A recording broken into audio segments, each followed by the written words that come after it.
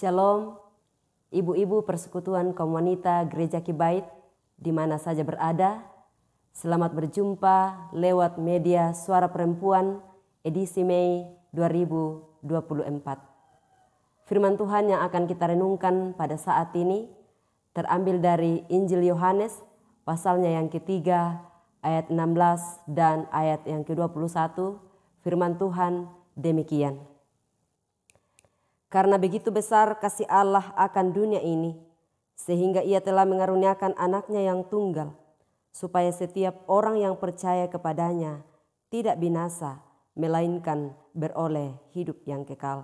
Ayat yang ke-21, tetapi barang siapa melakukan yang benar, ia datang kepada terang supaya menjadi nyata bahwa perbuatan-perbuatannya dilakukan dalam Allah. Tema renungan firman Tuhan, kepastian hidup di dalam Tuhan. Kepastian hidup di dalam Tuhan. Ibu-ibu kekasih-kekasih Tuhan, kehidupan di dunia ini adalah sebuah perjalanan hidup yang penuh dengan ketidakpastian. Di mana setiap langkah yang kita ambil, setiap keputusan yang kita buat, setiap pilihan yang kita ambil, selalu berpotensi menghasilkan sesuatu yang tidak pasti. Itulah sebabnya ada begitu banyak orang yang takut dalam menjalani kehidupan mereka di dunia ini. Namun persekutuan kaum wanita yang diberkati Tuhan, meskipun ada banyak hal yang tidak pasti di dalam dunia ini, tetapi di dalam Tuhan kita bisa menemukan kehidupan yang pasti itu. Itulah sebabnya kita tidak perlu khawatir, kita tidak perlu takut dalam menjalani kehidupan kita. Oleh karena apa? Karena kepastian hidup di dalam Tuhan adalah sesuatu yang jelas, sesuatu yang nyata, dan merupakan fondasi yang kuat di dalam kehidupan kekristenan. Tetapi pertanyaannya bagi kita, kepastian hidup di dalam Tuhan akan menjadi milik siapa? Yang pertama adalah kepastian hidup di dalam Tuhan akan menjadi milik setiap orang yang percaya dan menerima Yesus menjadi juru selamatnya. Ayat yang ke-16 dalam pembacaan kita tadi dikatakan bahwa karena begitu besar kasih Allah akan dunia ini, sehingga ia telah mengaruniakan anaknya yang tunggal, supaya setiap orang yang percaya kepadanya tidak binasa, melainkan beroleh hidup yang kekal. Ini adalah berita anugerah bagi kita, berita sukacita bagi dunia, bahwa Allah begitu mengasihi kita, sehingga dengan kasih-Nya yang besar itu, ia mengaruniakan anaknya yang tunggal, supaya siapa yang percaya kepadanya tidak binasa, melainkan beroleh hidup yang kekal. Inilah kepastian hidup yang ada di dalam Tuhan. Ibu-ibu yang kekasih di dalam Tuhan, setiap orang yang sudah percaya kepada Kristus, hidupnya telah ditebus dengan darah Kristus yang mahal. Dosanya telah diampuni, bahkan dia diangkat menjadi anak-anak Allah. Ini adalah berita yang luar biasa, anugerah yang begitu luar biasa. Bukan karena kita melakukan sesuatu, bukan karena prestasi yang kita sudah torehkan, bukan. Tetapi sekali lagi, itu adalah anugerah Tuhan bagi siapa saja yang mau percaya dan menerima Dia menjadi Tuhan dan juru selamatnya.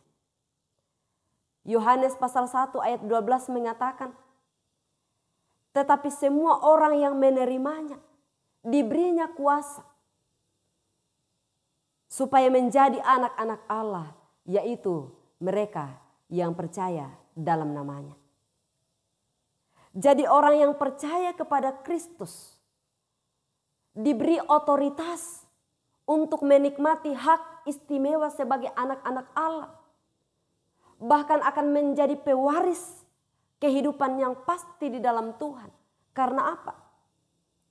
Karena hidup dan keselamatannya dijamin pasti oleh Sang Pemberi hidup itu sendiri, yaitu Yesus Kristus. Yesus mengatakan dalam Yohanes pasal 10 ayatnya yang ke-28, dan aku memberikan hidup yang kekal kepada mereka, dan mereka pasti tidak akan binasa sampai selama-lamanya, dan seorang pun tidak akan merebut mereka dari tanganku. Ini adalah perkataan Yesus yang memberikan penegasan tentang kepastian hidup yang ada di dalam Dia. Bahwa siapa saja yang mau percaya kepadanya tidak binasa. Bukan mudah-mudahan tidak binasa. Bukan semoga tidak binasa. Tetapi dikatakan bahwa pasti tidak binasa sampai selama-lamanya. Dan seorang pun tidak akan merebut mereka dari tanganku. Ibu-ibu yang dikasihi oleh Tuhan. Kepastian hidup di dalam Tuhan tidak hanya terkait dengan kehidupan kita di masa yang akan datang setelah kita meninggalkan dunia ini. Tetapi juga menyangkut kehidupan kita selama kita ada di dalam dunia ini dijamin oleh Allah.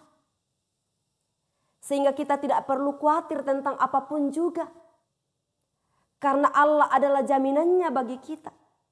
Dia akan memenuhi segala keperluan kita menurut kekayaan dan kemuliaannya di dalam Kristus Yesus. Dan inilah kepastian hidup. Jaminan bagi setiap orang yang percaya kepada Kristus menjadi Tuhan dan Juru Selamatnya.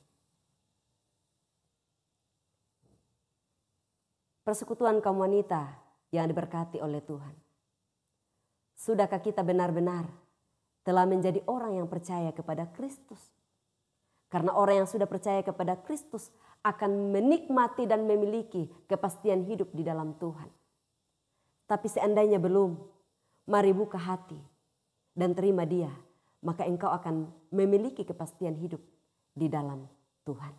Yang kedua, kepastian hidup di dalam Tuhan akan menjadi milik setiap orang yang sudah lahir baru dan hidup dalam kebenaran firman Tuhan. Ayat 21 dalam pembacaan kita tadi. Konteks pembacaan kita ini masih sekaitan dengan percakapan antara Nikodemus dengan Yesus. Di ayat sebelumnya Yesus mengatakan kepada Nikodemus bahwa jika seorang tidak dilahirkan kembali, maka ia tidak akan melihat kerajaan Allah. Ibu-ibu kekasih Tuhan, kepastian hidup di dalam Tuhan bukan milik setiap orang yang mengaku diri orang Kristen tetapi tidak pernah bertobat. Bukan milik setiap orang yang rajin ke gereja tetapi hidupnya tidak pernah berubah.